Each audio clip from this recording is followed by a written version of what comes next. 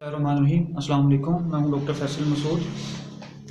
नाज़रीन, पाकिस्तान में रहने वाले लोगों में जहां तक अमराज का तल्लक है, दूसरे अमराज बहुत ज़्यादा बढ़ रहे हैं, तो उनमें नफसियाती अमराज का भी बहुत ज़्यादा अमल दखल है। पाकिस्तान में रहने वाले लोगों में नफसियाती अमराज बड़ी तेज़ी से बढ़ रहे हैं।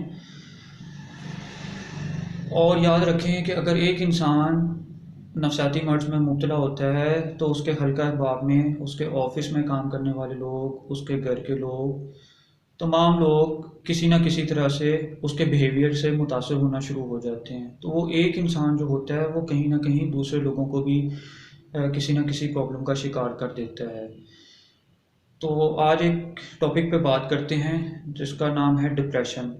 डिप्रेशन, मोस्टली लोगों को सुना होगा कि वो कहते हैं कि हम बहुत ज़्यादा डिप्रेस हैं। एक तो होता है किसी तकलीफ़ के बाद, किसी परेशानी के बाद थोड़े से टाइम के लिए इंसान डिप्रेस हुआ, लेकिन एक दो दिन के बाद वो स्टेबल हो जाता है, रिकवर हो जाता है, अपने रोज़मर्रा के मामलात में दोबारा से वापस आ जाता है। लेकिन किसी जगह पे ऐसा नहीं होता।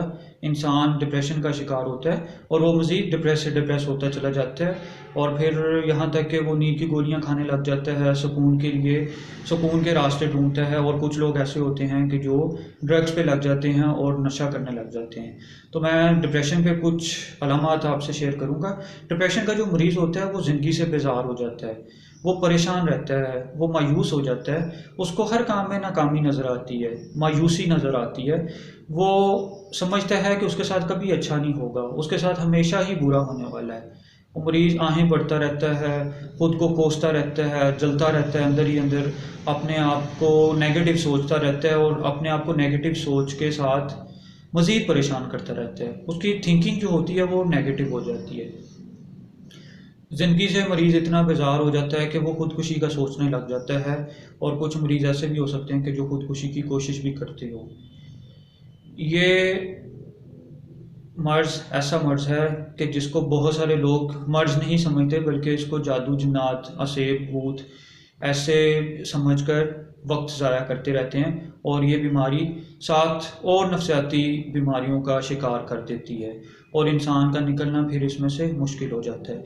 याद रखें, नफसियाती अमराज बहुत तकलीफ़देह होती हैं, और अगर ये पेचीदगी इख्तियार कर दें तो इनसे निकलना भी फिर बहुत ज़्यादा मुश्किल हो जाता है।